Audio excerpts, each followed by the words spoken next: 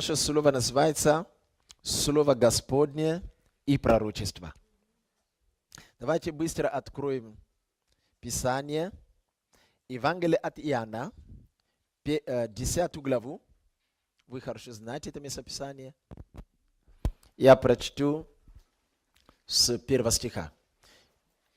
Это Господь Иисус говорит. Истинно, истинно говорю вам, кто не дверью входит в двор овчи, но перелазит инди, тот вор и разбойник. А входящий дверью есть пастырь овцам.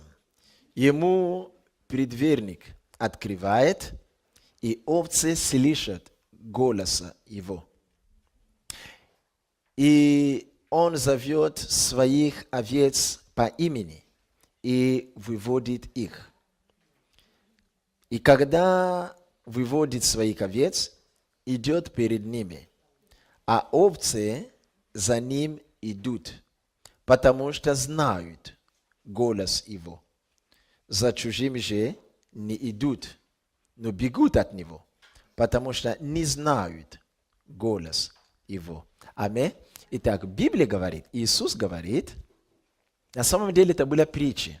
Дальше будет читать, все притчи Он дал им, а потом Он переходит на следующую притчу. То есть это не буквально, когда мы используем, или Библия использует слово овцы. Это не в буквальном смысле, что мы овцы Бога. Потому что Иисус, говоря об этом, Он говорил притчи. Притчи всегда нуждаются в истолковании. Поэтому он использовал образы и говорит, что овцы знают голос пастора. Конечно, он указывал на себя. Всякий, кто верит в Бога, который прилепился к Иисусу, Иисус, образно говоря, называет его овечкой. И говорит, что овцы мои знают, когда я их зову по имени. Они слышат и реагируют, когда я их зову.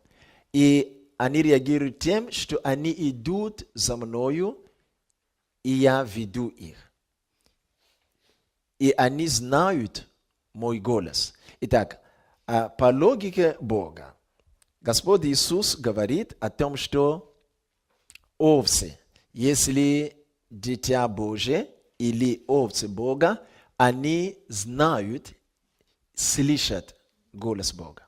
То есть по логике Бога, всякое дитя Божие имеет преимущество. Слышать и знать голос Бога.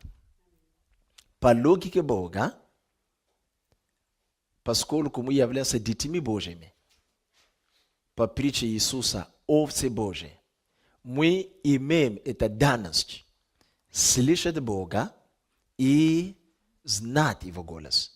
И также имеем данность или способность различать голос пастора от голоса не пастора. Поэтому он говорит, за чужим они не идут, потому что они не знают голос его. То есть они знают это, слышат голос, сопоставляют, и они понимают, что этот голос не голос пастора. Итак, что это означает? Означает, что у всех детей Божьих, рожденных свыше, есть внутри себя способности в нашем духе знать и слышать голос Бога. И мы вообще должны приучить себя. Вы помните, я уже об этом говорил. О том, что знать и слышать голос Бога – это не дело многочисленной молитвы и слез и постов. Это то, что Бог дал нам. Мы имеем эти способности по рождению. Рождаясь от Бога, как дух от духа, мы имеем внутри себя эти способности. Конечно, по мере развития мы должны работать над тем, чтобы эта способность могла расширяться, могла расти, чтобы мы становились более чувствительными к голосу Божьему в любое время и в любом месте. Но даже там, где эта способность еще не расширилась, все равно всякий рожденный свыше имеет способности даже чуть-чуть слышать и различать голос Господа от других голосов. Аминь. Наше рассуждение слова называется «Слово Господне и пророчество».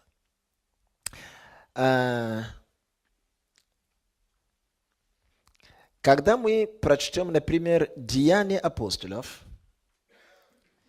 мы откроем 21 главу и прочтем с 10 стиха. Мы там можем прочитать такие вещи. Но и до этого, это Лука пишет, потому что он был в команде апостола Павла, и он пишет о том, что когда в другой день Павел и мы, то есть он команда пишет, выйдя, пришли в Кесарию и вошли в дом Филиппа, благовестника, одного из 7 диаконов, и остались у него. У него были 4 дочери, девицы, которые пророчествовали. Между тем, как мы пребывали у них многие дни, пришел из Иудеи некто пророк имени Агав. Он, войдя, взял пояс Павла и, связав себе руки и ноги, сказал: «Так говорит Дух Святой, муж, чей этот пояс, так свяжут в Иерусалиме Иудеи и предадут в руки язычника». Итак, мы читаем маленький параграф, то, что Павел и своей команды, в том числе и Лука, остановились у Филиппа, евангелиста, и написано, что у Филиппа была семья и были дочери. И там говорится вскоре, что эти дочери, они пророчествовали. А потом говорит, поскольку мы были там много дней, некто по имени Агав пришел, он был пророком. И он совершил там пророческие действия и высвободил пророческое слово, говорят, так говорит Дух Святой.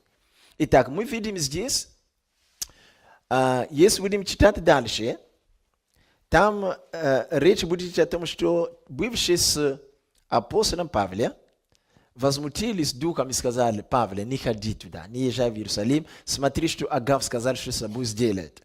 Но Павел будет утверждать, что Дух Святой ведет меня туда, ибо я иду в Иерусалим по внушению Духа Святого.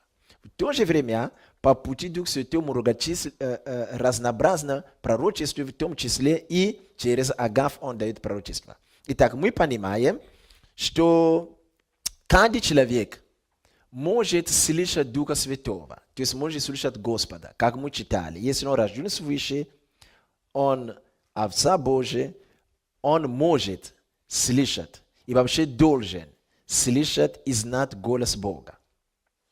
В то же время есть люди, которые слышат голос Господа, но их называют пророками или пророчествующими.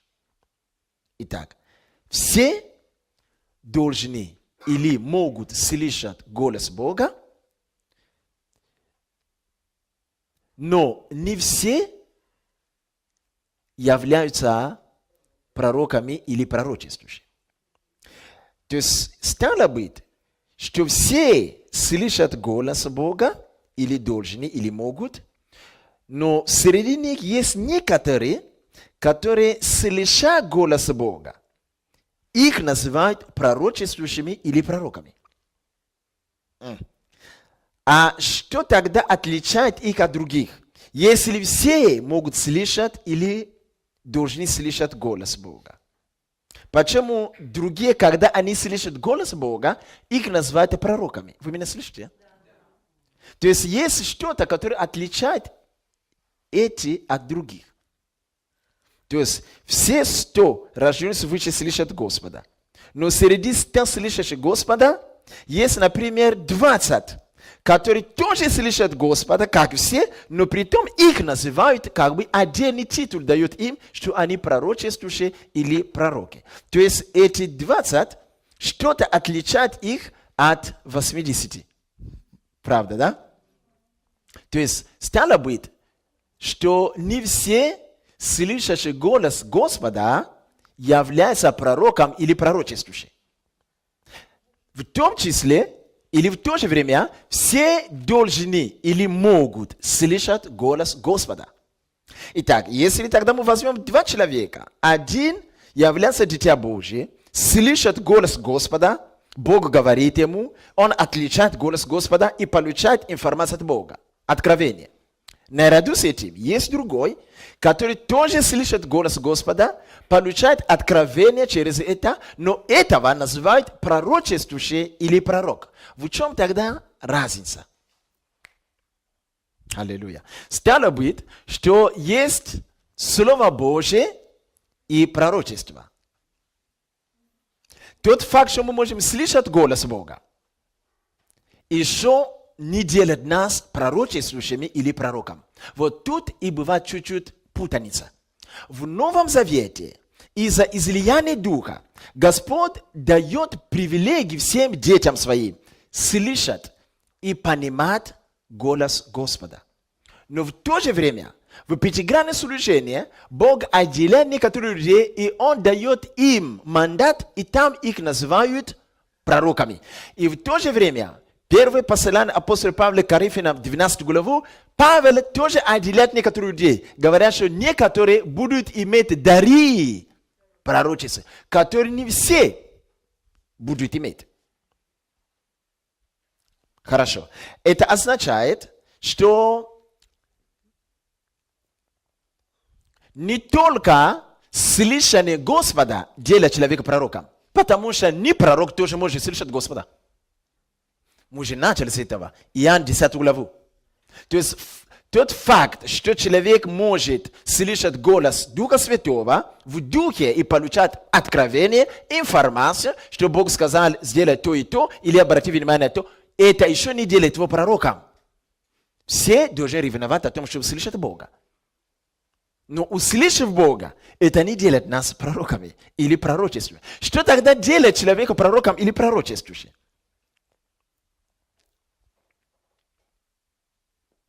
Павел тоже слышал Бога. Между прочим, они заметили, что где остановились, там были дети, которые пророчествовали им. Как они знали, что эти 4 девицы пророчествующие. Им не просто рассказывали, а вы знаете, иногда... Нет, скорее всего, будет там много дней. Во время молитвы эти дети шатарабаб, и они давали Слово Божие. Между прочим, пришел туда Агав, и его отличает от этих детей, говоря, что он пророк. И мы видим действие пророческие дары через эти 4 девицы, и действие пророческого служения через Агав. Между прочим, Павел тоже слышит голос Бога. Он говорит, по внушению Духа я иду туда. Значит, он тоже слышит голос Господа, но он не пророк. То есть все могут слышать голос Господа. Или должны. Но сам факт слышания не дает нам статус пророчествующий или пророк. Что же отличает таких людей? Это очень интересно. Смотрите, об этом будем говорить как раз сегодня. Я оставляю это на размышление, и мы вернемся к этому позже. Потому что очень большая путаница бывает, что когда люди слышат голос Господа, услышат что-то от Бога, теперь носятся с этим, как будто они пророки. Мы должны быть осторожны. Не всякий знающий Писание призван быть учителем. Я знаю, что многие из народа Божьего, сидящих в церкви и здесь, понимают Слово Божие, может быть, на такой же уровне, как я. Но это не значит, что вы призваны быть учителем. Нет, конечно. То есть что-то все равно отличает. Мы должны ревновать о том, чтобы диапазон слышания голоса Бога расширился у нас, чтобы мы лучше стали слышать Его. Но всякий раз, когда мы слышим Бога, пожалуйста, вы должны быть осторожны, чтобы вы не начали действовать, как будто бы вы пророки или пророчествующие. Слушай Господа, слушай для себя.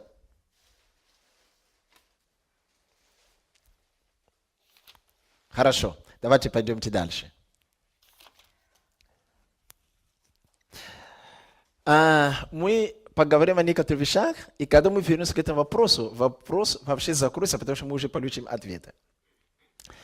Итак, Слово Божие или рема, или пророческое слово, выходящее из уст пророков или пророчествующие. То есть люди, которые действуют в дарах пророческих. Это слово помогает или нацелено на то, чтобы помочь нам узнавать, что или кто действует над нами в измерении Духа. Или кто или что влияет над нашей жизнью в тайне. Всегда бывает, когда некоторые люди положительно или отрицательно могут влиять на нашу жизнь в тайне. Иногда некоторые люди вместе с духами могут влиять, действовать над нами или над нашей жизнью, или в нашей жизни в духе. Вы меня понимаете? Бывает, когда какие-то люди влияют или имеют воздействие на нас и на нашу жизнь в тайне. То есть мы не знаем об этом. Они что-то делают, хорошее или плохое, пока не об этом идет речь. Или что-то направляют в нашей жизни, где-то или как-то. Но они нам не сообщили, и мы это не обнаружили физическими глазами и физическими ушами. А иной раз бывает, определенные духи имеют влияние или действуют на нас или в нашей жизни. Мы как-то что-то чувствуем, что что-то не то. Мы не можем понять конкретно, кто это и что это и каким образом. Итак, пророческое слово. Именно это одно из оружий, которое помогает нам обнаруживать эти вещи. Поэтому вы помните, я уже говорил, как бы мы не учились слышать голос Духа, есть измерение воздействия людей или духов в нашей жизни или в нашей жизни, которые даже будучи овцами Бога, мы можем слышать Бога, но не понять более детально, что же с нами происходит или что происходит в нашей жизни. Мы можем как-то слышать Бога, что-то понять чуть-чуть, но иметь глубокое или точное понимание всего этого потребуется именно пророческое слово. Скажи пророческое слово. Также пророческое слово высвобождается для того, чтобы помочь нам увидеть, что же зарождается в духе, которое принесет или приходит к нам как благо от Господа. Или что зарождается в духе, который принесет или приходит к нам для разрушения. Итак, пророческое слово также помогает нам, чтобы понимать, когда что-то от Бога благое действует в нашей жизни или приближается к нам, или когда что-то плохое от лукавого, от тьмы приближается или зарождается в нашей жизни. Пророческое слово высвобождается и для этого тоже. Пророческое слово, Слово Божие, также дает нам понимание или стратегическое понимание, как решить то или другой вопрос.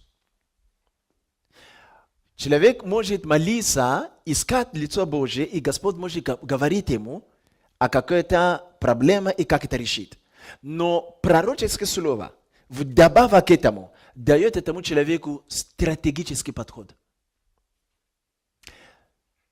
Итак, пророческое слово дается также для того, чтобы давать нам стратегическое понимание в решении каких-то проблем или вопросов. Скажи пророческое слово. Так, сколько преимуществ я уже открыл здесь? 3. Смотрите, апостол Павел однажды сказал, что у основы церкви в Новом Завете Господь положил 2 служения. Это служение какое? Апостольское и служение в Новом Завете. Основание христианское служение, христианской церкви. Бог возложил на служение апостолов и служение пророков. Пророки и служение, они являются фундаментом церкви. Но, конечно, краеугольный камень, самый фундамент – это Иисус. Но цоколь, который идет после Иисуса, это пророки и апостолы, или апостолы и пророки. Но вы сам посмотрите, когда Ефесянам 4 главу 11 стих, апостол Павел перечисляет дары Иисуса для церкви, мы видим пятигранное служение. Но и в это пятигранное служение там никого не отделяют особо. Просто перечисляют, что одни Бог поставили пророками, другие, одни Бог поставили апостолами, потом пророками. То есть мы видим, перечисляются евангелистами, пасторами, учителями, чтобы они делали то и то и то. В этом ключе все эти грани служения Иисуса, кажется, они одинаковые. Это так кажется. Да, каждое служение очень необходимое. Мы не можем пренебречь там какое-то служение. Но при этом есть 2 служения, которые являются особыми. Почему? В чем их особенность? Особенность этих служений, апостольское и пророческое служение, в том, что эти служения, они стратегические. Скажи стратегические. Есть некая мудрость и некая стратегия, которая может быть у пастора касательно поместной церкви. Но у пророка может быть стратегия касательно много служителей и много пасторов в определенной, например, местности. То есть это стратегическое служение. Поэтому человек может услышать, как овца Божия, в кавычках, услышать голос пастора в какой-то сфере. Но когда пророк послужит ему, он принесет ему больше свет стратегическим путем. То есть есть некоторые вещи, которые пророк подскажет ему. Он поймет, что он такой не мог услышать напрямую от Бога. Потому что это служение, они стратегические. Поэтому, что еще делает пророческое слово, это то, что помогает нам иметь стратегическое понимание решения каких-то сложных вопросов. Аминь? Хорошо. Давайте прочтем некоторые местописания.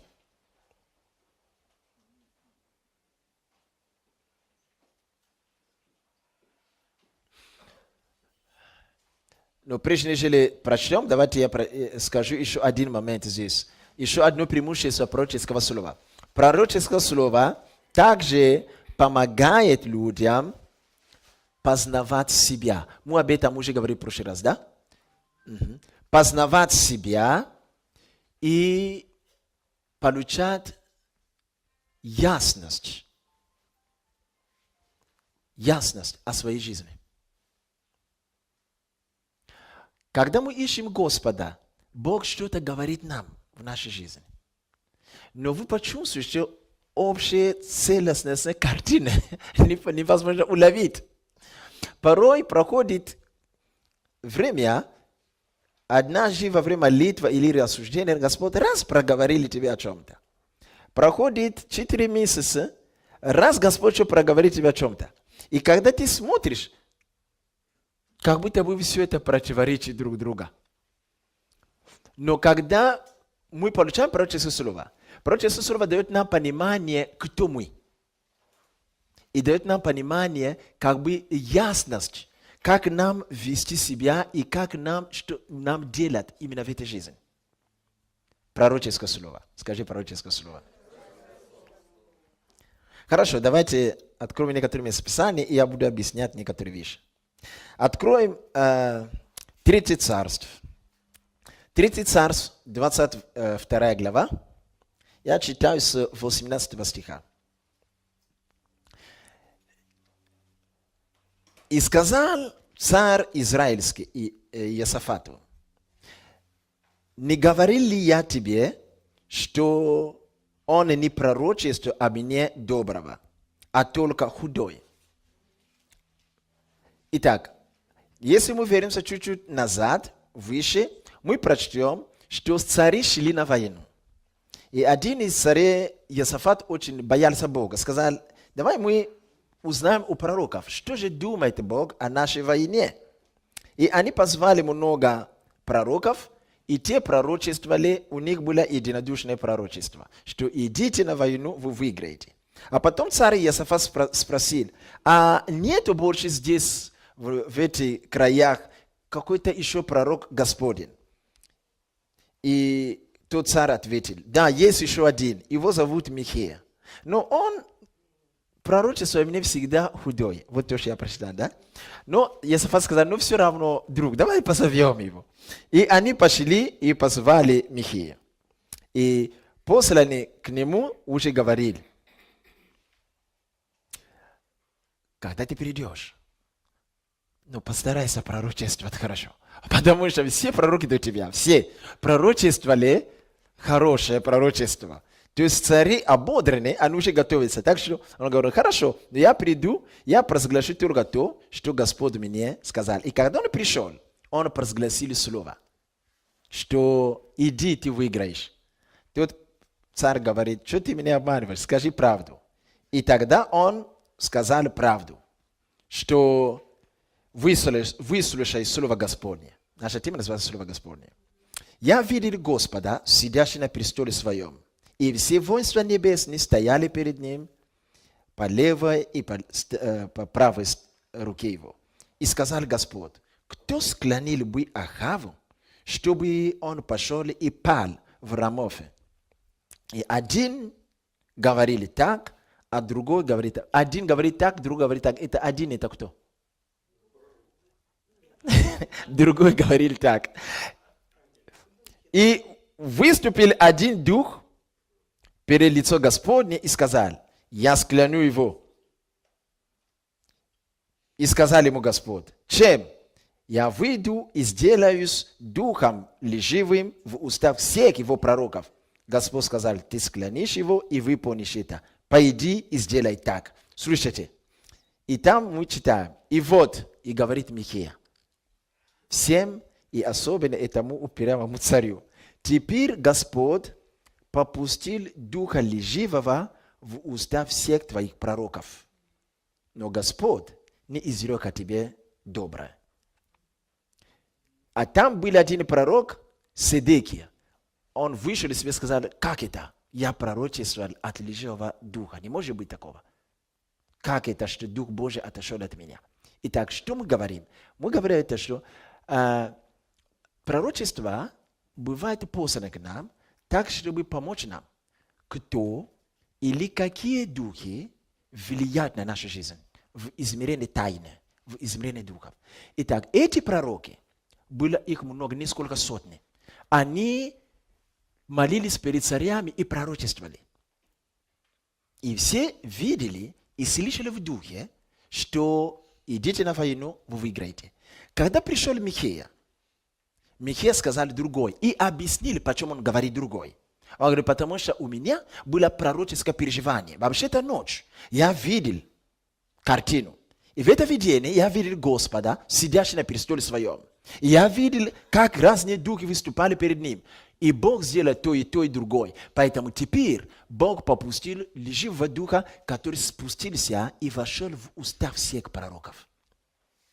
То есть он показал, что несмотря на то, что там были несколько сотни пророки, в духовное измерение был высвобожден дух, злой дух, лживый, который начал влиять на служение и на поведение этих пророков. Поэтому эти пророки, входя в помазание, они чувствовали слова и чувствовали голос, но это не был Бог.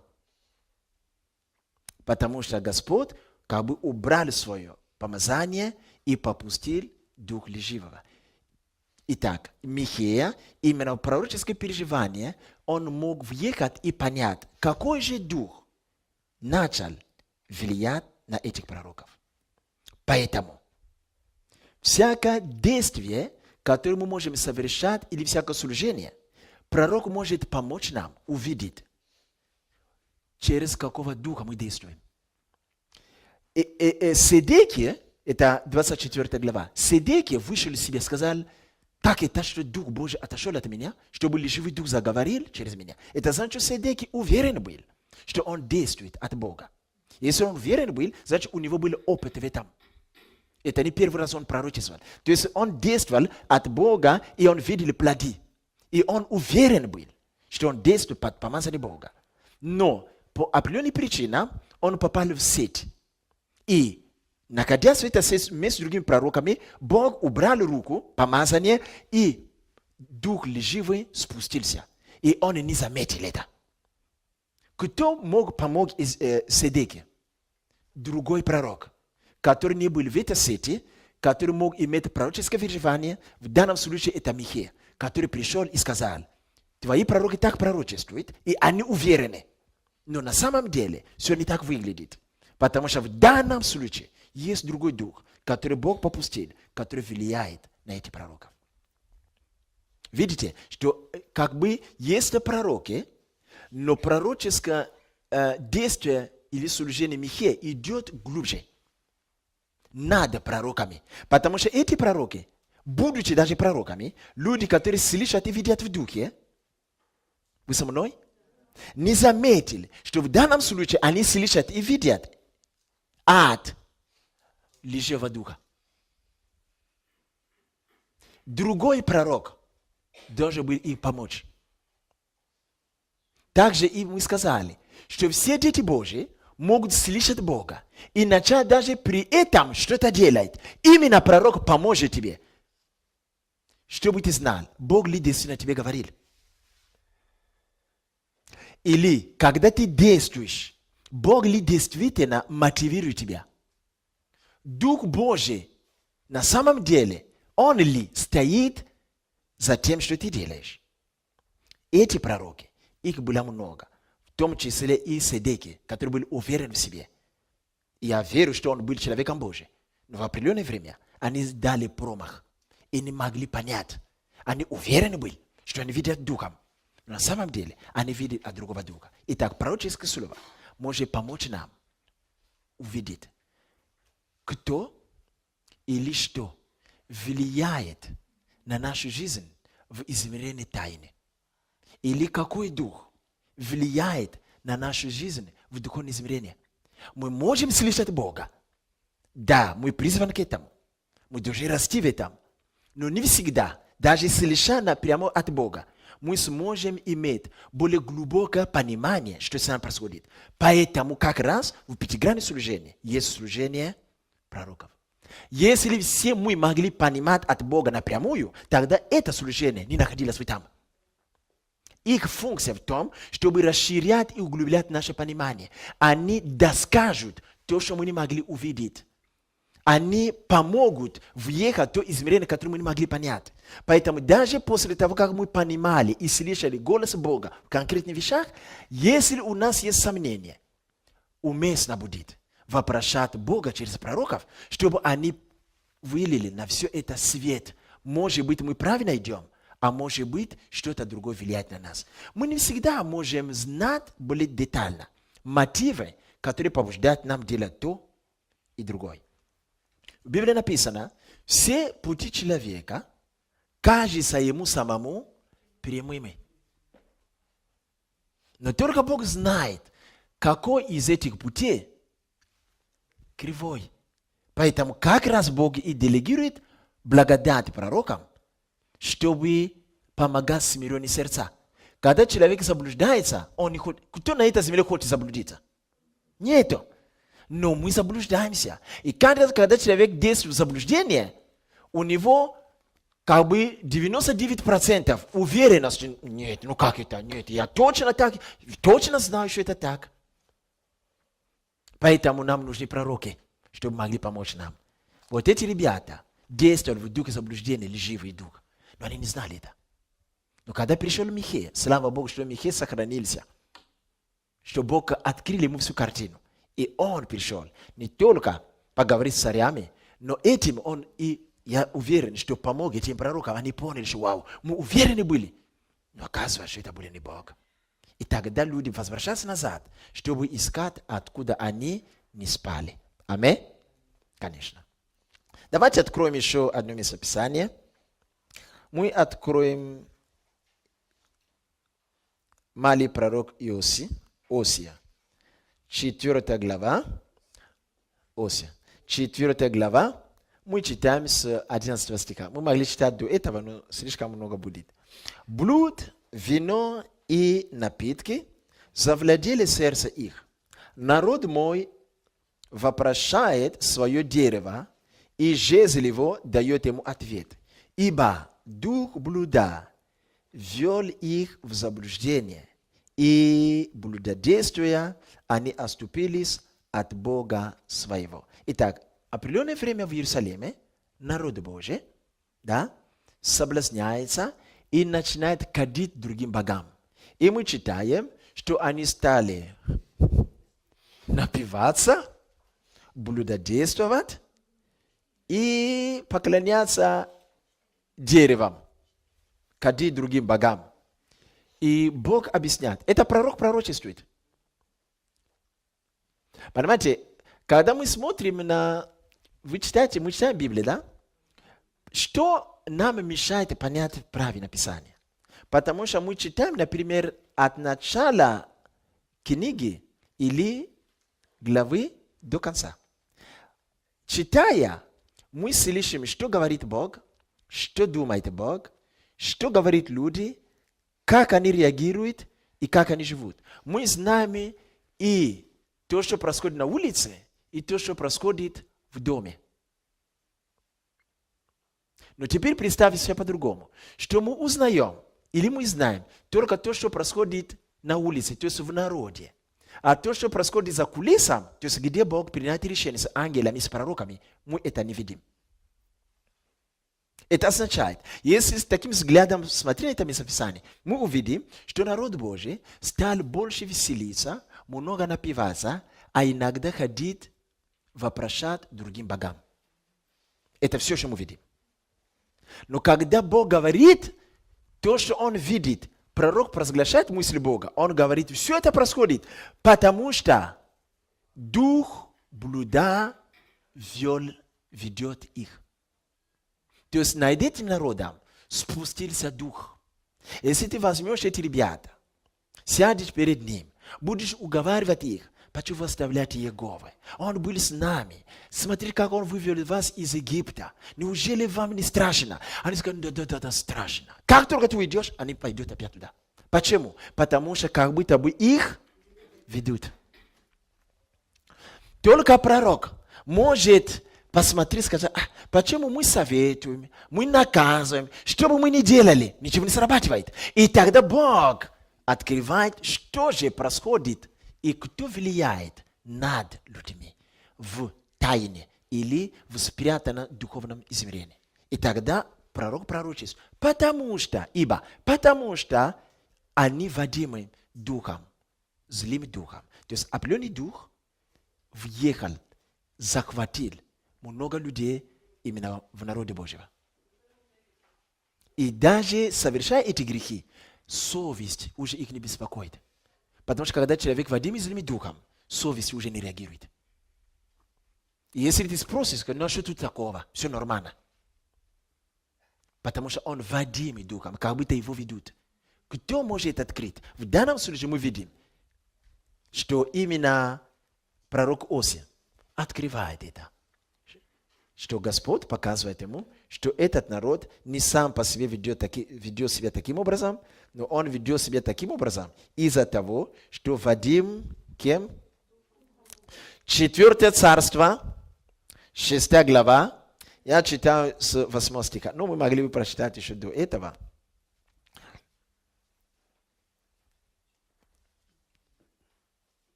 Там история в том, что царь сирийский находится в конфликте с царем израильским. Они там всегда воевали. Господи, помилуй. 4 Царство, 6 глава. Вы знаете это местописание. Могли прочитать с 5 стиха. И царь сирийский пошел войной на израильтян. И советовался со слугами своими, говоря: в какое-то такое-то месте я расположу свой стан, чтобы атаковать. И послал человек Божий к царю израильскому сказать: берегись проходить 7 мест там, потому что там сирияне залегли, ждут тебя, чтобы атаковать. И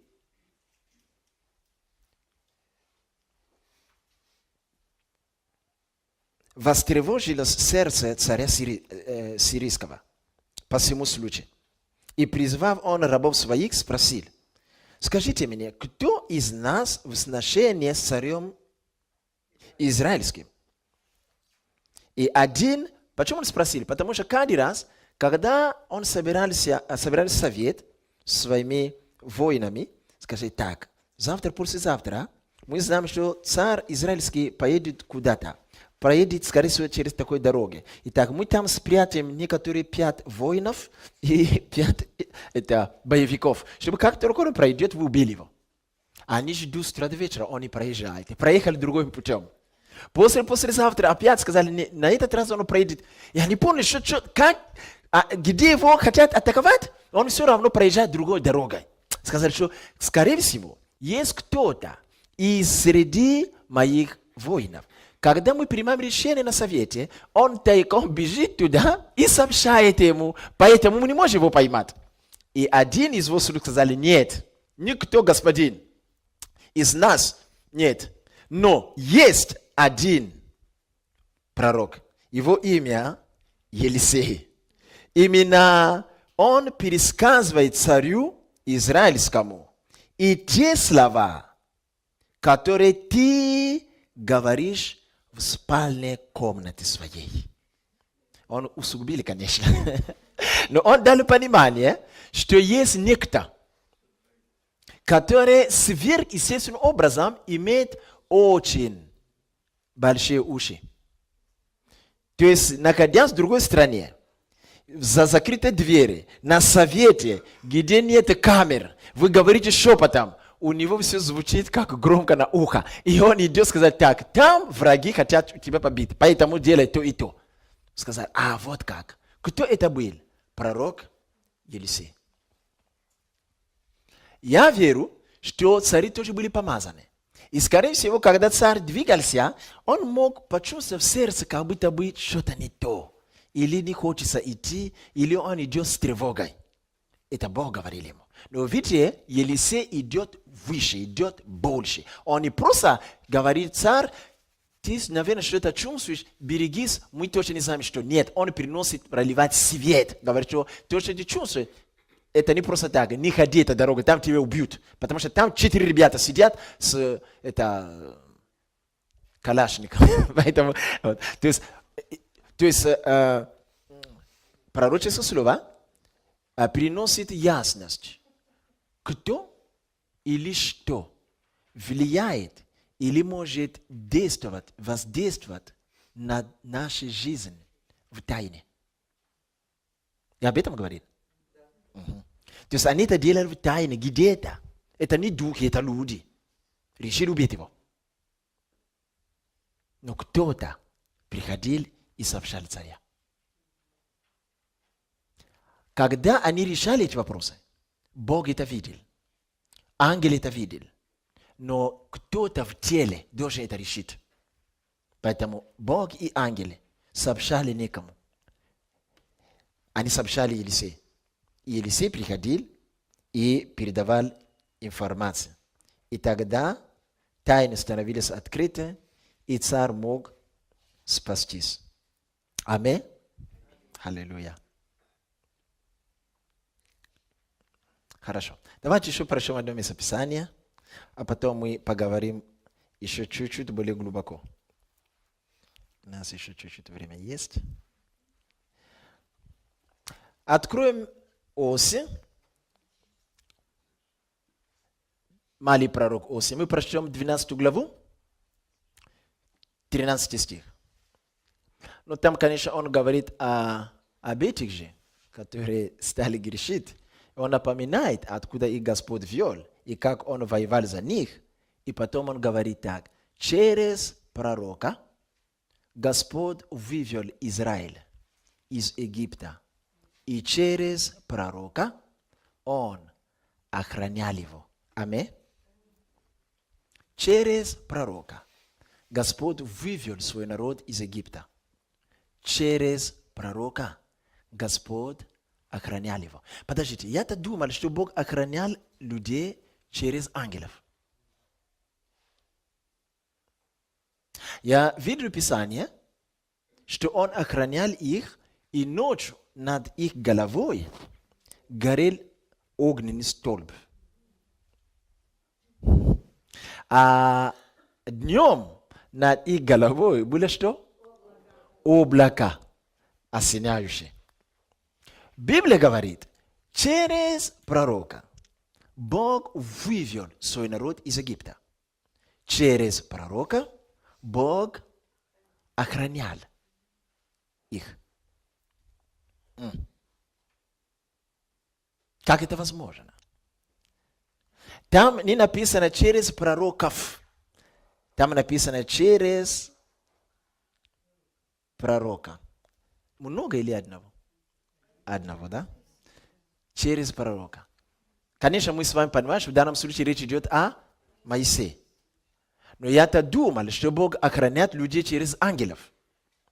Я-то думал, что Бог охраняет людей через кровь Иисуса. Я подумал, что Бог охраняет людей через еще что-то. Но там написано, подождите, в то время ангелы не были активными, что ли? А почему там написано через пророка? Бог вывел из свой народ из Египта. Через пророка Бог охранял. Когда мы это поймем, мы возжаждем, чтобы Бог понял пророка в России. Итак, пророк Елисей. Нет, пророк Моисей. Мы видим, что Бог выводит народ свой из Египта, и в этой работе Он использует, говорит и дает инструкции и всему народу через Моисей. Моисей – пророк. Да? Пророк имеет слова пророческие, которые являются слова Божьи. Сначала было слово было у Бога. И слово было... Итак, пророк Моисей имеет пророческое слово, равно он имеет слово Божие, равно он имеет кого? Бога.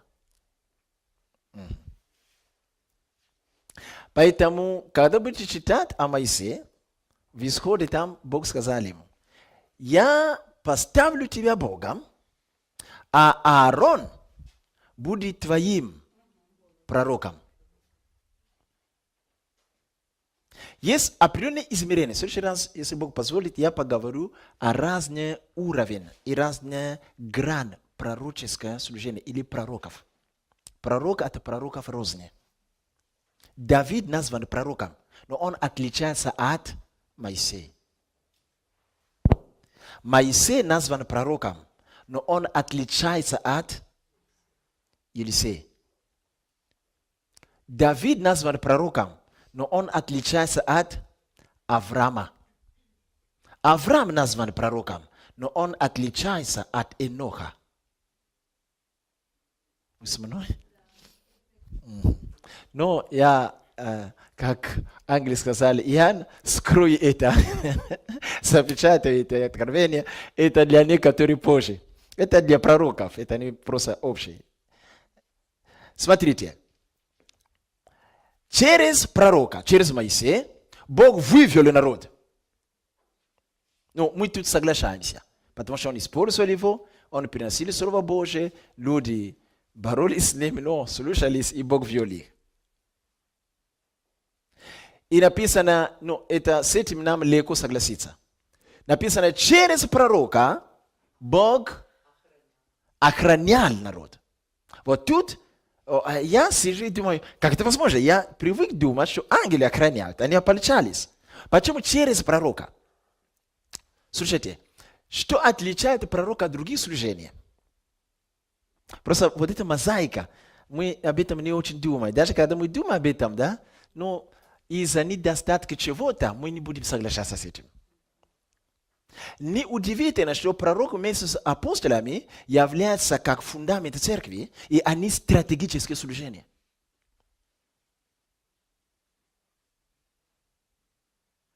Кто охраняет страну? Кто охраняет, например, всякие заведения, которые видим в городе? Кто охраняет город? Мы можем видеть много кого, но есть ключевые фигуры. Мы можем видеть много кого, которые действуют, которые носят там оружие, но есть ключевая фигура или ключевые фигуры. То есть пророк Моисей, в данном случае как Бог. И он охраняет народ. Это значит, что ангелы начинают двигаться только после того, как он скажет. Ангелы начинают ополчаться вокруг и охранять людей из-за Моисея.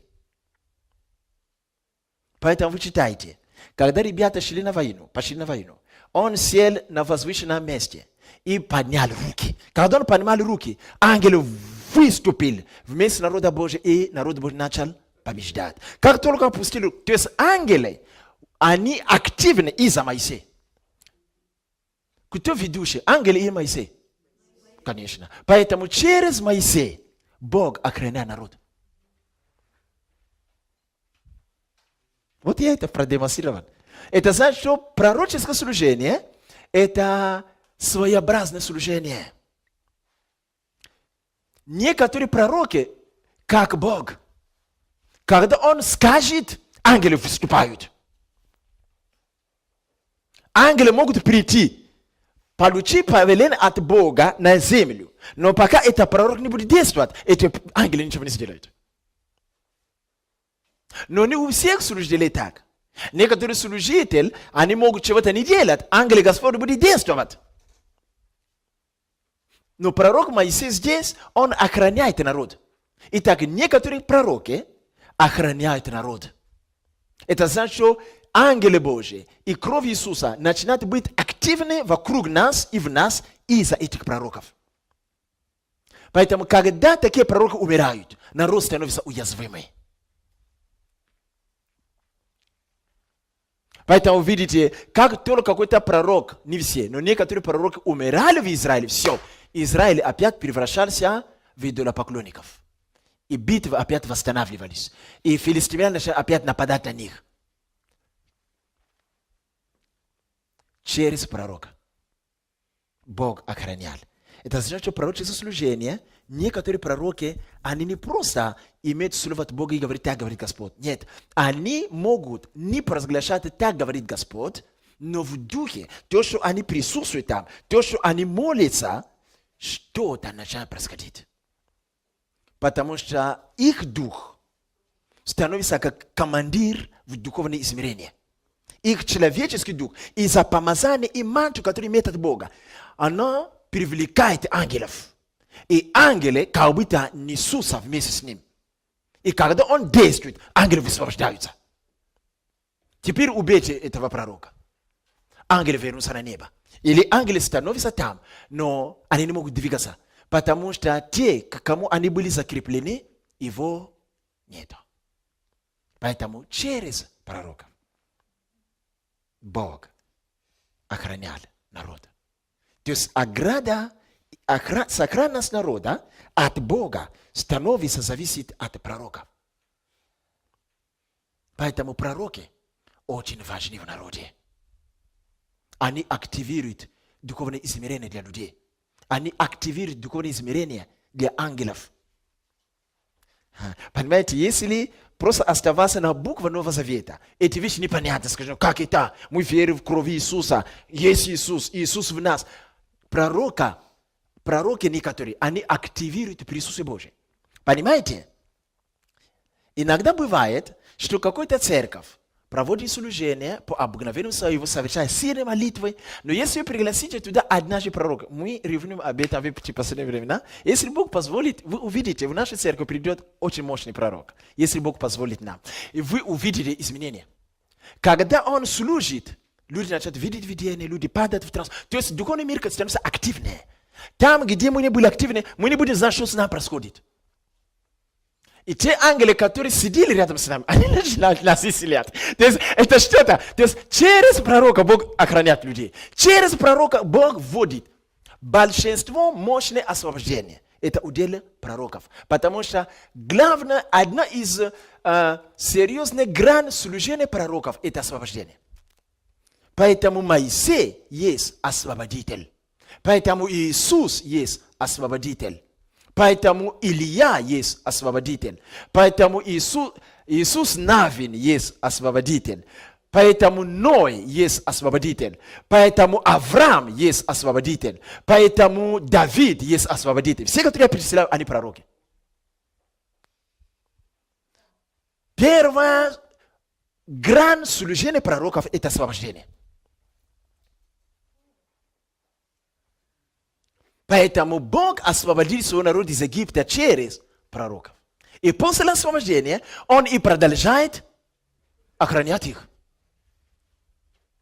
То есть освобождение и сохранность в данном случае Бог осуществляет через пророка. Хорошо. Наверное, вы меня не верите. Мы приходим дальше, и мы читаем 4 царство. Когда Илья взят в небо, и Елисей смотрит на него и кричит: «Отец мой, отец мой, отец мой». Что он говорит дальше? Колесница израильская и конница его. Если не будет внимательны, будем точно знать, что он имеет в виду. Когда Елисей заболел, и скоро он умрет, царь в данном случае сказал: Елисей заболел, скоро умрет. А у нас тут вокруг всегда войны и битвы.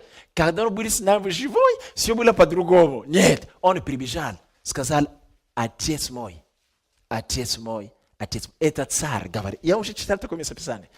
Он называет пророка отец мой, и дальше, который шокирующий для людей, колесницы. Как человек, как ты и я, мы можем быть колесницами. Это мы не лошади. Он говорит, вот этот человек, он называет его. Вы помните, я говорю о том, что иногда пророк несет имя. Имя – это определенная фраза или определенный параграф. Например, я об этом буду говорить скоро. Кто вопиет в пустыне? Не написано до этого, когда Исаия пророчествовал. Он и сказал: родится Иоанн, он будет крестить людей, он будет пророком. Нет, написано, будет некто, его зовут голос вопиющий в пустыне, который приготовите пути. Это все его имя. Это имя его, это суд его служения и помазания.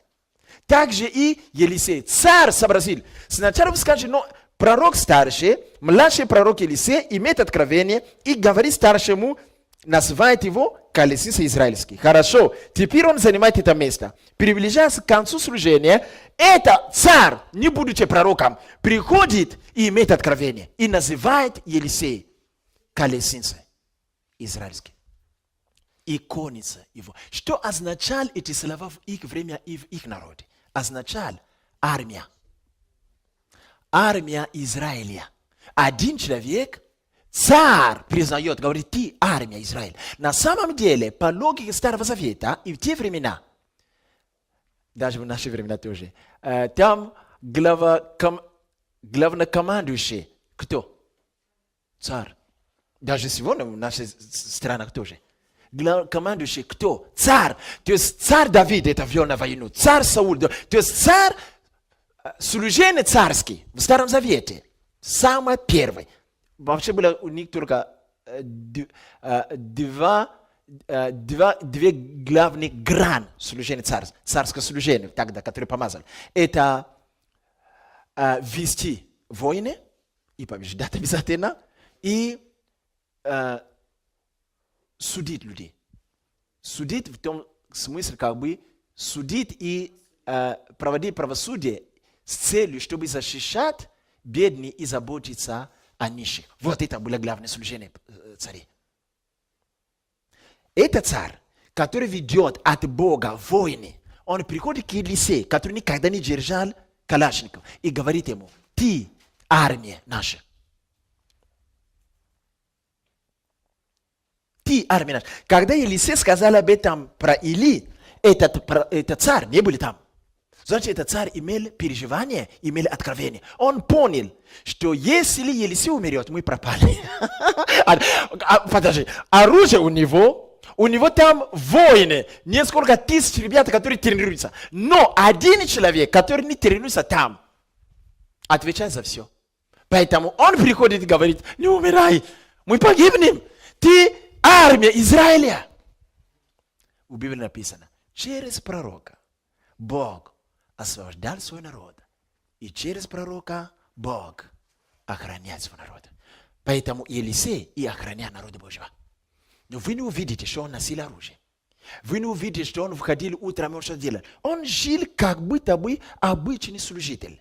Но за его служение, к его служению были закреплена целая армия, воинство небесное. Он принял это по наследству. Давайте я погружу вас дальше. От старшего. Потому что этот титул ему просто передали. Он даже не просил за это. Ему передали. Кто-то пострадал за это. Кто это? Илья.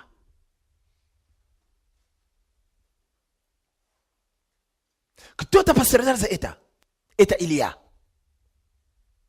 И он принял это по наследству.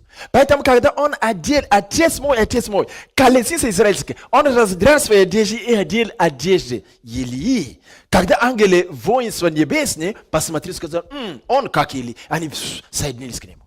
Так он живет, вокруг него ты видишь обычный служитель. Но ангелы окружают стратегические места в городе из-за присутствия Елисея в этом городе. Убери Елисея с этого города, ангелы уйдут. А люди будут продолжать молиться. Бог любит этот народ. Служители будут служить. Священники будут делать все. Жертвоприношения приносить. Но ангелы ушли. Конечно, там ограда есть. Но ограда будет слабая. Надобно вернуть туда Елисея. Потому что когда Илья или когда Елисей там, к нему закреплены воинствующие ангелов, которые больше, чем физическая армия у этого царя. Поэтому, когда они шли на войну и выигрывали, ребята думали: мы так достаточно тренировались, что мы убили одним ударом 100 человек. Бог говорит: ай-яй-яй, это не вы делали. Это ангелы, которые были за спиной Елисея. Поэтому однажды пришли арестовать Елисея, а царя, который я читал, царя сирийского. Сказали: он выдает все секреты, надо убить его. Пришли арестовать. Тогда сирияне были сильнее израильтяне. Поэтому они пришли к Елисею. Никто не препятствовал им. Все прятались. Они окружили и сказали: надо взять его. И вы знаете это местописание. Когда тот вышел, сказал: господин мой, увы, вы пропали. Враги здесь, их много. Колесницы их здесь, сирияне. И Елисей вышел и сказал: успокойся. Господь, открой ему глаза, чтобы он увидел. И кого он увидел? Они не спустились, он не помолился, чтобы просить. Они всегда там были. Это служение пророков. Мы во многих вещах очень уязвимы. Понимаете, порой я боюсь такие вещи записывать на видео. Потому что, надо идти глубже, чтобы увидеть, что сам происходит. Мы во многих вещах очень уязвимы. Нам не хватает некоторых ключевые служения в стране. Одно из них, я не говорю только это, нет. Есть другие грани служения пастора, когда они созревают по служению. Есть другие грани служения учителей, которые нигде не возьмет. Есть другие, но есть другие грани пророков, о которых я говорю. Это не может быть ни у кого. Это их офис. Это их мандат. Это их удел. Поэтому надо молиться. Сказать: о Господь, подними пророчествующие и подними пророков в нашей стране. Помолись со мной. Скажи: о Господь, во имя Иисуса мы умоляем Тебя. Подари нам пророков. Подари нам пророков разного уровня и разных калибров. Мы просим Тебя во имя Иисуса. Аминь. Аллилуйя. Ну хорошо. Я постараюсь не затруднять вас. Слава Господу. Хорошо. Давайте откроем Матфея. Будем приближаться к концу. И прочтем Матфея 3 глава. Мы прочтем с 1 стиха. В те дни приходит Иоанн Креститель и проповедует в пустыне. Говорит: покайтесь, ибо приблизилось Царство Небесное.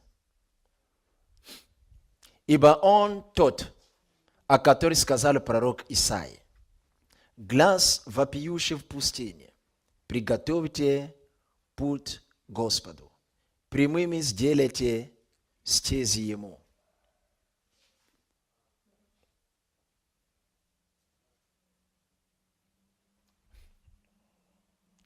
Так, мы можем читать это дальше, и вы знаете, что многие шли туда и спрашивали: скажи нам, кто ты?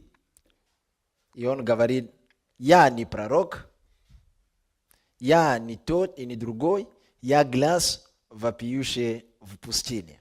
Аминь. Слава Господу. Смотрите, Исаия был пророком в ветхих временах. Я говорил один момент здесь, что пророчество слова поможет нам проливать свет, чтобы знать, что же от Бога зарождается в нашей жизни, или что от лукавого приближается к нам. Пророки могут подсказать вещи, которые Бог наметил дать нам однажды, или которые дьявол решил устроить нам однажды. И Исаия говорит, что будет дни, прежде Сын Божий придет, Слово Божие станет плотью, придет некто. Он не сказал, что это будет Иоанн. У меня вопрос. Чтобы помочь народу Божьему, почему Исаия не сказал точно, что его будет звать Иоанном? Он родится от такого-то первосвященника, и мама вообще до этого была бесплодна, и тому подобное. Иногда кажется, что пророк может услышать что-то от Бога, и что-то не услышит. И мы думаем, что этот пророк недостаточно силен, чтобы услышать. Он ограничен, и мы можем молиться: о Господь, увеличь в нем помазание, чтобы он слышал не чуть-чуть, а много. Слушай меня, когда у человека пророчество помазания, он может слышать чуть-чуть, он может слышать много. Это не зависит от него, это зависит от Бога. Почему Бог не рассказал детали через Исаию? Исаия был очень мощнейший пророк. Он видел через времена и веки. И он видел события, как будто бы они вот они. И он говорит, что будет человек, он глаз вопиющий в пустыне. И он будет кричать: прямыми сделайте пути Господни. И все. Я думаю, что этот пророк мог слышать от Бога, чтобы добавить. Его будет звать Иоанном. Вообще он будет такой, любит одеваться не в обычной одежде. не любит есть такую еду, как вы кушаете, у него другая еда. И он вообще будет служить в пустыне. Знаете, он эти вещи не рассказал. Я к чему-то веду. Когда тебе пророчествует, когда нам будут пророчествовать скоро, мы должны быть очень внимательны. Когда мы не знаем эти вещи, нам всегда кажется, что пророк, он слабый в своем служении. Вот речь, которую сказал Исаия. Вопиющий в пустыне, глаз и все. Он не сказал о именах, о имени его. Он не сказал, кто будет ему отец. Он не сказал вообще, в каком году это будет. То есть некоторые вещи как бы не сказали или не досказаны. Почему? Потому что исполнение пророчества зависит от твоей веры. Поэтому много пророчества не исполняется, не потому что тот пророчество не от Бога, нет.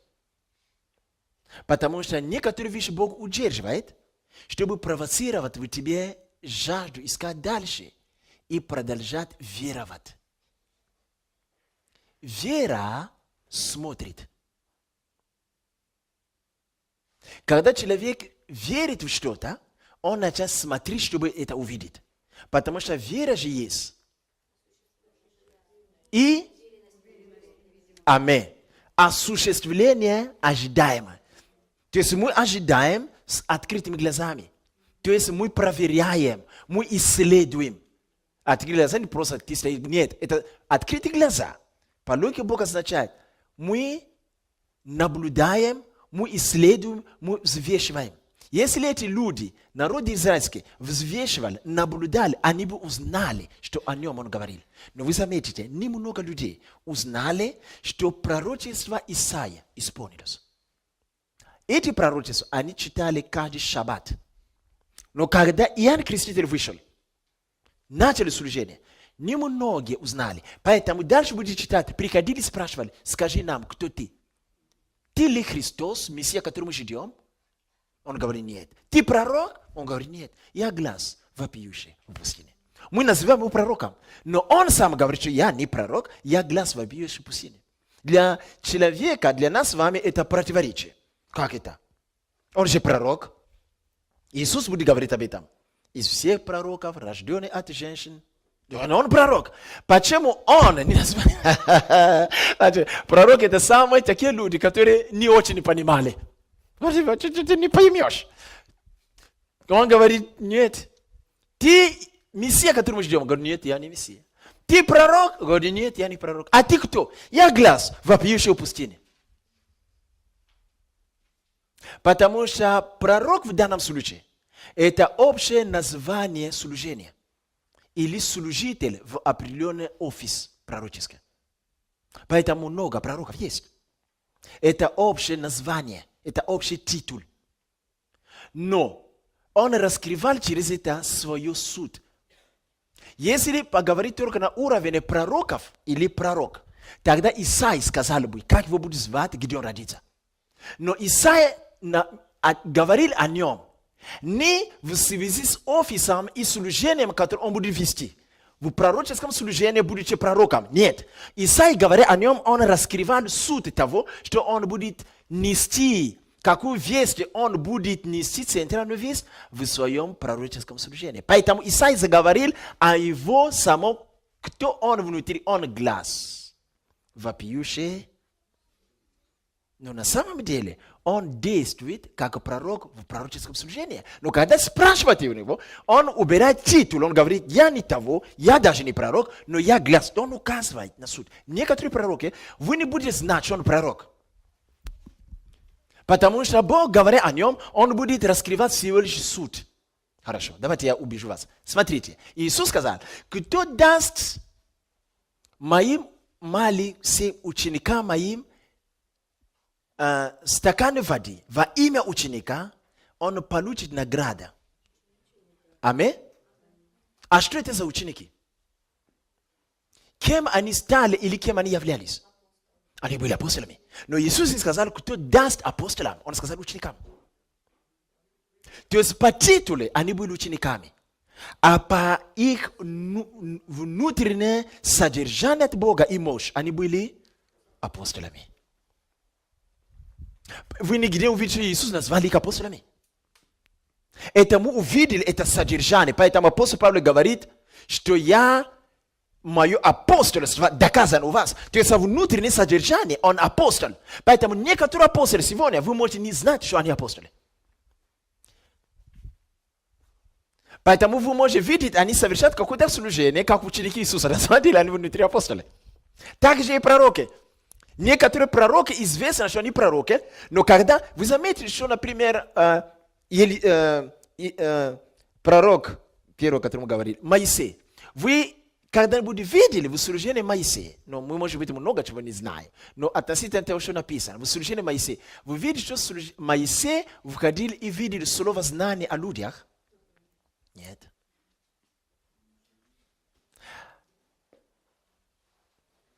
Вы видели Моисея, который истолковывает сны? Нет. То есть вы видите Моисея, или мы видим Моисея, как человек, который просто слышит Бога и делает то, что Бог ему говорит.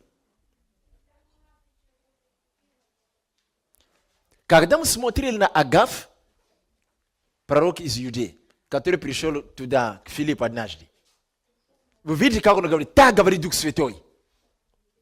Этот Агав однажды провозгласил о засухе. Говорит, так говорит Дух Святой, будет засуха, будет голод. То есть мы видим, как он действует. Когда видите Елисея, мы читали об этом в прошлый раз, он смотрит и начинает плакать, говорит, потому что Бог указал, что ты будешь царем. И будете царем, я вижу, как ты разрубишь и того, и другого. Видите, как он действует? Пророк Елисей действует таким образом. Но Моисей это не делает. Вы не видите Моисея, который выходит и говорит, я вижу у тебя то и то и то. Нет такого. Он идет, слышит Бога, а потом приходит и делает все как будто внешне. Но он охраняет этот народ. Поэтому вы заметите, будучи рядом с ним, слушайте меня, пожалуйста, Аарон и Марьям, будучи рядом и видя, как Моисей живет и действует, когда они уловили случай, начали наезжать на него без страха, потому что он внешне выглядел, как будто бы такой же, как мы. Только мы сейчас понимаем, что именно он охранял всех. Он охранял. А эти ребята не поняли, сказали, что одному Моисею только Бог говорит. Нам тоже Бог говорит. Мы тоже пророки. Видите? Они наезжают. Почему? Они не знают содержание этого человека. Они знают, что в духовном измерении вокруг него и к нему закреплены целая армия неба. Они не знают это. Мы все разные. Не шути с ближним. Когда ты видишь его молящийся, или просто даже молится 5 минут, или еле-еле молится, не уничтожай его. Ты не знаешь, что Бог сделал с ним в духе. Мы все разные. Ты никогда не узнаешь, если пророк не откроет. Видите, как я чуть-чуть запутал вас? И Иоанн говорит, я не пророк, я не мессия. Я всего лишь глаз вопиющий в пустыне. Иисус приходит, и он говорит, он самый крутой пророк из всех, которые родились от женщин до меня. А он сам отказывался. То есть пророки или служение по-разному. Мы можем говорить о себе как о титуле. Выдавать титул. Пасторское служение. Это титул. Да, это и сан. Но внутри человек может быть другим учителем или даже апостолом. И ты не можешь это знать. Поэтому Марьям наехала на брата. Двоюродной брат был, да? Или родной. Наехала на брата. Одному только Моисею. Мы тоже пророки. Бог сказал, вы что? Вы не знаете, какого он калибра. Он другой. Но он не выглядит так. Он служил. Они видели, как он ходил к Богу. Приходил. Бог сказал, пойдемте сделаем. То есть они видели смиренные, обычные. Они начали наезжать на него. Бог заступил, сказал, вы его не трогайте, потому что он другой. Если я заберу его, вы пропали. И даже вот это столб ночью не придет. Это приходит из-за него, потому что он там. Поэтому некоторые пророки, надо всего лишь быть с ними рядом. И мы можем переживать бенефис пророков. Некоторые люди забывают, что будучи в какой-то городе или в какой-то стране, у них все происходит хорошо, потому что они находятся под покровом пророков. Они не знакомы. Они не кушают вместе, но то, что они находятся рядом, они переживают бенефис, выгод их присутствия. И никто не будет знать, если только Бог тебе не откроет. Поэтому именно позже малый пророк Осия открывает, что оказывается, что Бог вывел, освободил народ через пророка, и он охранял их через пророка. До этого они не знали об этом. Это позже нам стало открыто. Аллилуйя.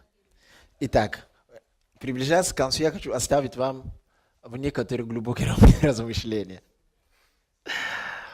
Давайте будем молиться, усиленно молиться, за то, что Господь понимал все грани служения в России. И чтобы Господь понимал пророков разного уровня и разного калибра. Аминь. И будем давать Богу обещание, что будем стараться не уничтожать пророчество. Потому что даже самый сильный пророк, он не рождается сильным. Будет ошибки, он будет расти. Когда человек растет в пророческих вещах, и ты видишь его ошибки, вы вместе кушаете, вы вместе одеваетесь, вы видишь, что он будет пророком. Понимаете, этот отец Иоанн, креститель, как его звали? Это первосвященник. Захарий. Захарий сказал, что вы не рождали, теперь будете рожать, вообще ты замолчишь, а потом заговоришь.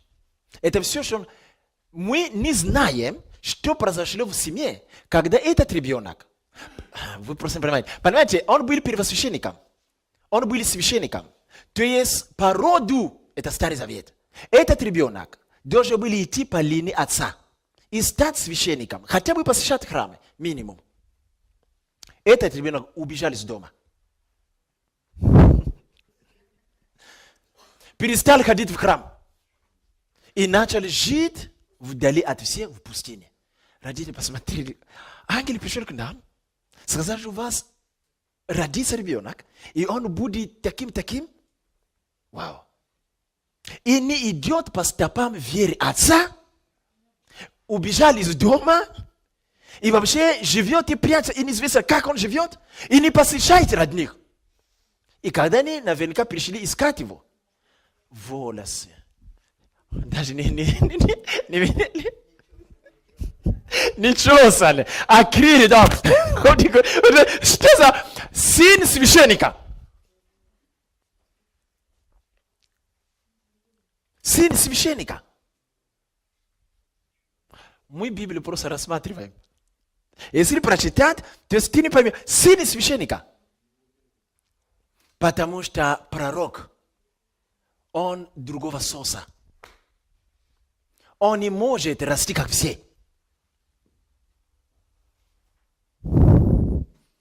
Точно так же было с Иисусом. Как только его погрузили в воду, вышел все, он изменился. И стал мотаться то туда, то сюда. Вообще 40 дней он был наедине с Богом. Он стал другим. Когда пришел, сказал, до этого дня он был перекован к родителям. В тот день, когда пришли, сказали, твои братья, сестры и мама ищут тебя, он говорит, кто меня брат и сестра? Мама, наверное, посмотрели, но Мария была мудрая, сказала, сынок, я знаю, кто ты, ладно. Я прогляжу это. Наверное, братья возмутились, сказали, как ты игнорируешь нас? Чем ты себя делаешь? Он другой, потому что он пророк.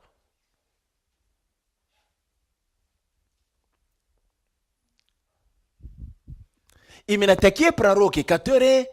Потому что пророки тоже разные калибры. Есть такой калибр уровня пророка, подобно колеснице израильской. Или подобно Моисею. Они не умирают. Потому что это Слово Божье может умирать. Они не умирают. Они переселяются. Это не реинкарнация. Поэтому мы читаем, что прежде Иоанн Креститель вопиял в пустыне. Кто вопиял в пустыне до этого? Илия. Поэтому написано, что когда Илия вернется, после этого Христос придет. И ученики спросили, а где Илия? Он сказал, он уже пришел, но поступили с ними, как они хотели. Он указал на кого? На Иоанн, Креститель. Он и есть Илья. Каким образом он стал Илья? Очень просто. Он убежал из дома отца. Он пошел в пустыне, потому что дух Илья ждал его там. Когда он пришел в пустыне, дух Илья вошел в него. И он стал Илий.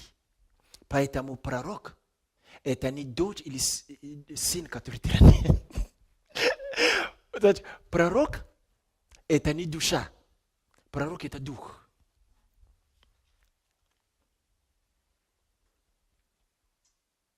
Поэтому, когда родители видели его, Мария сказала, это мой сын, это Иисус, который я родил. Иисус смотрит по-человечески, это мама. Но будучи пророком в духе, будучи словом Божьим, вы понимаете, да? Сначала было слово Бога, слово был Бог. Имеющее слово Божие, он другой. Он говорит, женщина. Он не говорит, мама, он говорит, женщина. Поэтому именно такой калибр пророка, который является калинцем израильским, они не умирают. Они переселяются.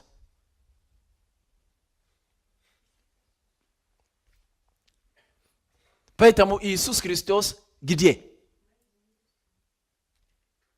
И на небеса. А еще где? Они не умирают, они переселяются. Поэтому в Иоанн Креститель вселился Илья. Поэтому вдруг он решил одеваться как Илий. Когда вы прочитаете Старый Завет, вы увидите, именно Илья начал эту моду. Кожаный плащ с поясом. И потом будете читать точно так же.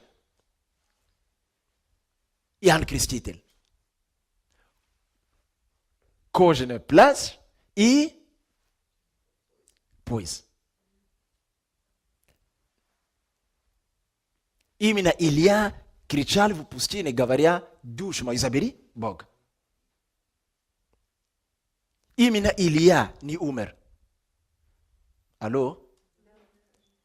Что Бог сделал с ним? Куда? Куда восхитил?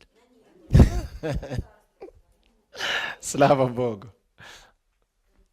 Слава Богу. Колесницы остались. То есть, эти колесницы, наверное, там было час колесниц, унесли его. Куда? Подожди, а что за выражение в вихрь на небе? Что это значит? Стремительно и быстро. С ветром, да? С огнем. Слава Богу. То есть, куда его увели? Это куда? В вихре? В сторону неба. В сторону моря. В дух, в другое измерение. Это где? В небо. Вокруг нас. Молодец, 5 с плюсом. Потому что Иисус Христос говорит, надо слышать пророков, чтобы знать, что происходит на этой земле. Иисус Христос говорит, никто, он указывает на себя, кроме меня, Сына Человеческого, никогда не входил в небо, чтобы спуститься оттуда. То есть до того, как Иисус Христос был распят и воскрес, и раскрылись могилы, Евангелие от Матфея, праведники вошли вместе с ним. До этого никто не входил в лоно Авраамова, то есть никто не входил в небо, в рай, в присутствие Бога. Никто. А куда тогда Илья был взят? В дух, в пустыне. Он ждал Иоанна Крестителя. Поэтому будьте осторожны с людьми. Человек, который сидит с тобой, ты не знаешь, может быть, Бог сделал большим пророком. Может быть, ну хорошо. Все. Поэтому пророческие вещи, давайте сделаем выводы. Слушайте, пророки не оцениваются по количеству пророчеств, которые они выдают. Ni оценивается из стандарт по глубине того, что они видят или говорят. А по главное суть их призвания. Самый главный суть их призвания – это освобождение и сохранность людей.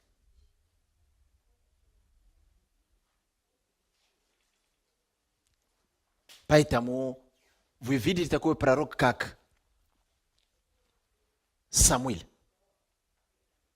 Он помазал по пророчеству Саула.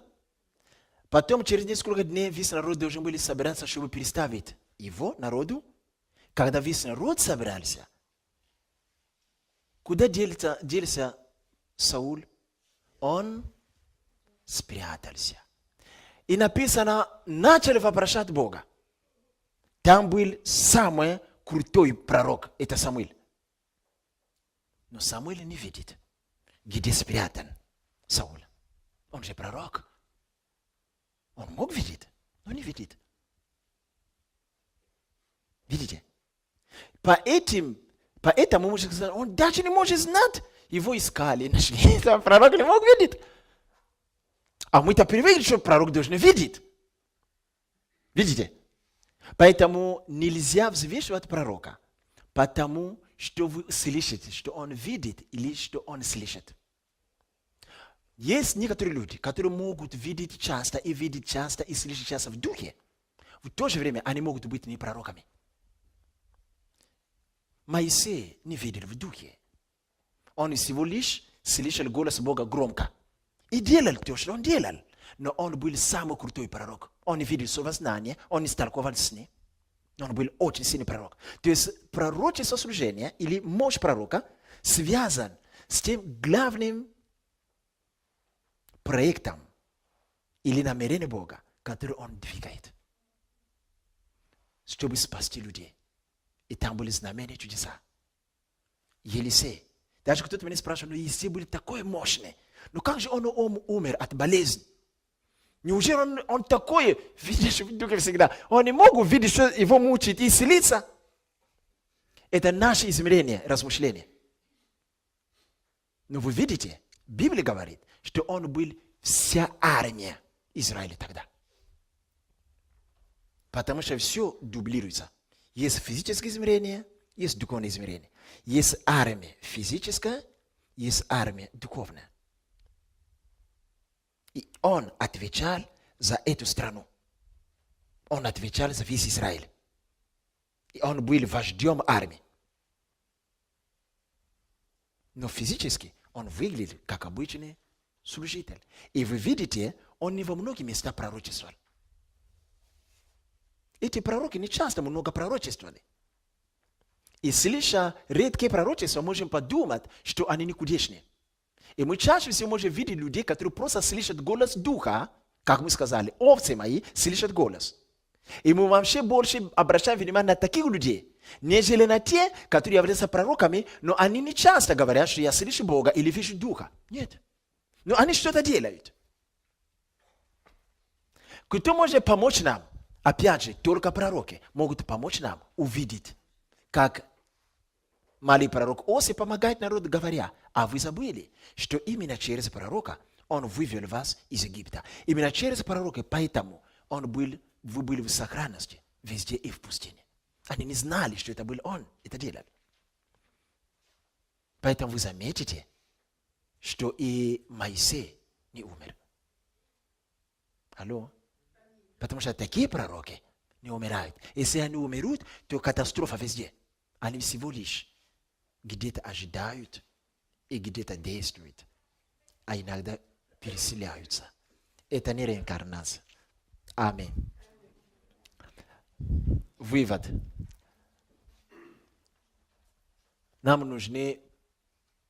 нужно пророческое помазание, которое раскрывает пророческие дары. Позже я поговорю о пророческих дарах отдельно и о пророках отдельно. Потому что, слушайте,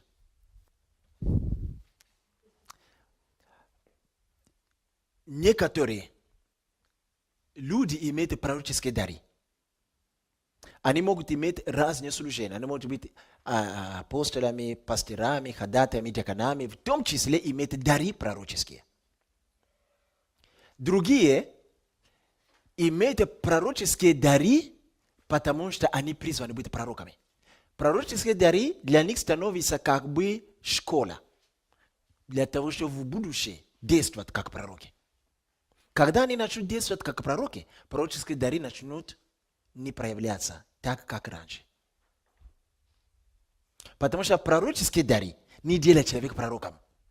А есть третья категория людей, которые являются пророками. У них нету тех пророческих даров, которые мы читаем в послании к Коринфянам.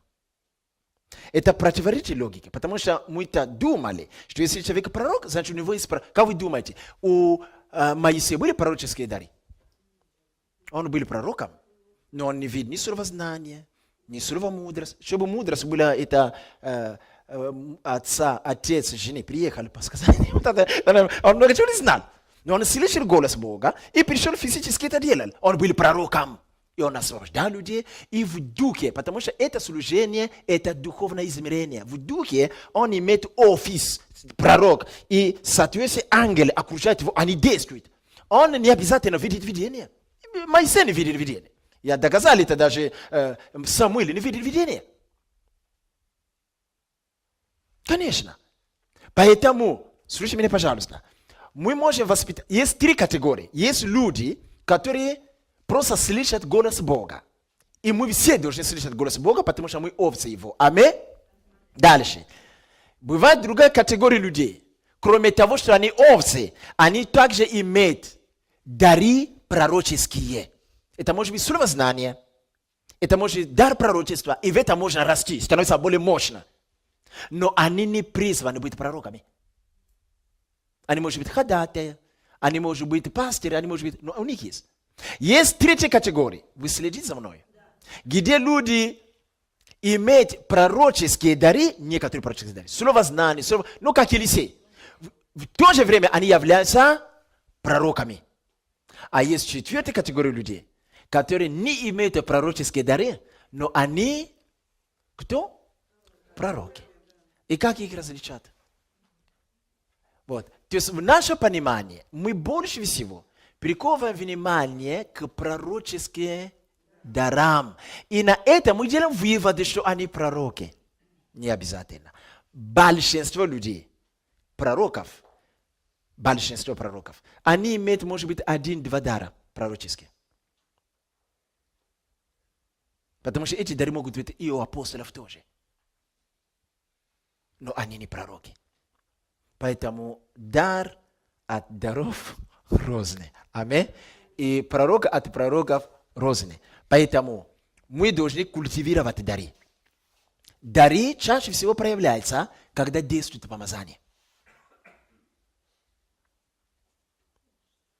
Когда действует помазание, во время поклонения, во время молитвы, во время слова, особенно во время поклонения и во время молитвы. Вот дары проявляются. Это хорошо. Иногда дары могут быть как бы предпосылкой к тому, что этот человек призван к служению пророческому. Потому что есть пророки, которые родились пророками. Есть пророки, которые призваны быть пророками. А есть пророки, которые всего лишь действуют в офисе пророчества. Но они, по сути, не призваны, и по сути, они не родились такими. Те, которые родились пророками, их очень мало. Например, в Библии, те, которые видите, не все родились пророками. Одному Бог сказал: с утробой матери я избрал тебя пророком. О ком сказано так? Еремия. Еремия это пророк с утробой матери. Но видите, что Еремия, когда вы читаете, он всего лишь слышит слово и выдает слово, и плачет за народа. Он не ходит, не видит слова знания, как Елисей. Елисей не намечен Богом пророком с утробой матери. Елисей призван пророком. Поэтому некто, который был с утробой матери пророком, это один из них Илия. Он и позвал Елисея и передал ему. Моисей был наречен пророком с утробой матери. Чаще всего, те, которые наречены пророком с утробы матери, если у них есть дары, они не ждут поклонения молитвой. Они могут идти в магазин, и вдруг они видят. И вдруг они видят, и вдруг они видят. Они возвращаются, звонят. Так, я сегодня увидел тебя, что ты покупал хлеб, и внутри там было это яд. А да, я только что купил, выброси. То есть они не обязательно должны быть на суде, чтобы видеть. Они родились. То есть в утробе матери они намечены пророками. Вот. Бог даст милость. Мы побудем с ним здесь. Они родились пророками. Просто заходит и скажет, тебя зовут, то ты родился в такой-то год, вообще у тебя было 3 брака. Он не молится, ему не надо молиться. Он просто видит. И он просто знает. Он даже, вообще, он не видит видение, он просто знает. Он как Бог. Он смотрит на тебя, и он знает, что он потом говорит, вот, так, у тебя, так, с левой стороны, так, дверь у тебя железная, дверь, так, я захожу, с правой стороны у тебя там холодильник. В холодильнике ты вечером купили мясо, но съели, там только 3 яйца осталось. Говорит, как это? Он видит 3 яйца в холодильнике. Они родились с утробы матери пророками. То есть они, это те пророки написано в Библии, в Откровении, однажды вернемся к этому, когда Бог говорит, это 2 мои свидетели, вы теперь помните, о ком говорилось, да? Да? Они будут закрывать небо, когда они захотят, и не пойдут дожди, да? Они будут превращать воду в кровь, когда они захотят. Если кто-то захочет убить их, то они сами будут убиты. О ком говорится? Аминь. Моисей и Илия. Моисей и Илия. Они были наречены пророка внутри. Там написано, они делают то и то, когда они захотят. То есть этим пророкам не нужно слушать повеление от Бога. Они захотят открыть, они сделают. Они захотят, чтобы у тебя пришли деньги, сказать, так, смотри, в карман у тебя 20 000. Ты смотришь, они появляются. Они не молят, чтобы это произошло. Он хочет, он это дает тебе. Поэтому, когда Елисей получил это именно, он как бы въехал в это измерение. Его дали ему. Ему дали это. Поэтому, когда он приходит, говорит, в следующем году, когда я вернусь сюда, у тебя будет ребенок. Он не молится. Он не молится. Когда он захочет, чтобы это пришло, когда он скажет, завтра ты выйдешь, у тебя будет машина. Я не знаю, откуда возьмется, ты выйдешь, машина будет там. То есть эти пророки как боги. Поэтому именно об этих пророках написано. Да? Через пророков Бог вывел их из Египта, через таких пророков Бог охранял их. Нам нужно молиться, чтобы Бог понимал пророков. Если твоя дочь забеременеет скоро, помолись. Может быть, этот ребенок будет наречен пророком с утробы матери. Вот. Может быть, а некоторые люди, они наречены пророком с утробы матери. Например, Иисус Христос. Он наречен пророком с Иоанн Креститель. Он наречен пророком с Аминь.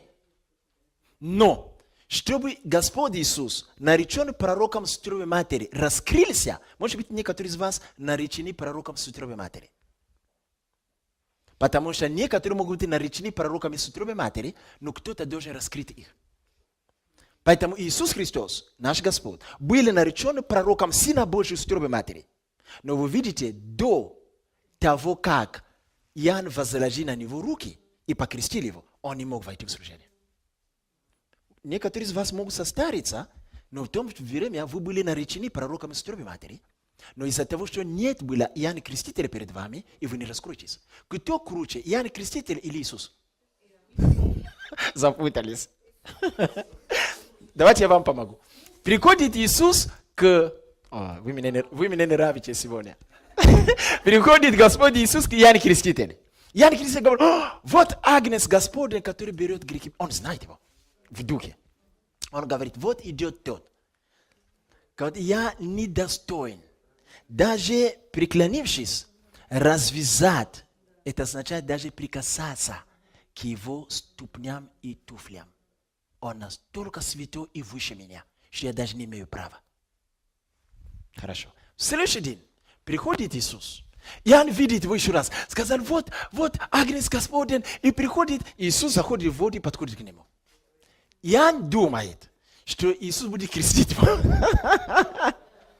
Потому что он даже не может прикоснуться даже к ногам. То есть ноги, это самое такое, Да, такой. То есть даже к ногам не имею права. Иисус заходит. Он говорит, давай мы сделаем, как правильно. Некоторые говорят так. Сделали правильно, потому что так было принято в Израиле, что все должны креститься. Нет. Это лексикон для пророков. Давай сделаем правильно. Как должно быть? Надлежало быть. Как? Что это? Да, ты читаешь, не будешь понимать, вообще, что он имеет в виду. Давай сделаем как правильно. И что он предлагает ему? Покрести меня. Он говорит, нет, это я должен выпречь к тебе. Знаете, если он убежал с воды, Иисус бы рассердился, догоняли его, сказали, обязательно ты меня сегодня раскрестись. Я не отпущу тебя. Была бы там битва. И все бы удивились, он же Сын Божий. Потому что есть такой у пророков. Если в этом служении вошел кто-то с утробы матери, нареченный пророком, если ты идешь по его стопам, он должен раскрыть тебя. И не важно, кем ты станешь позже. Он должен распечатать тебя. Поэтому Иоанн Креститель в это время был больше Иисус. И служение Иисуса зависело от него.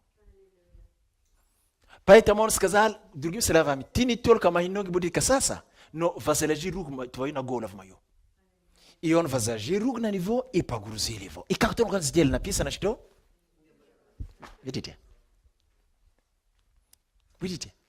Это Иоанн Креститель это сделал. Это Иоанн Креститель дал вход Иисуса именно в свое призвание. Понимаете? Я могу вас вести дальше. Вы увидите, как мы являемся, находимся в детском саду касательно духовной вещи.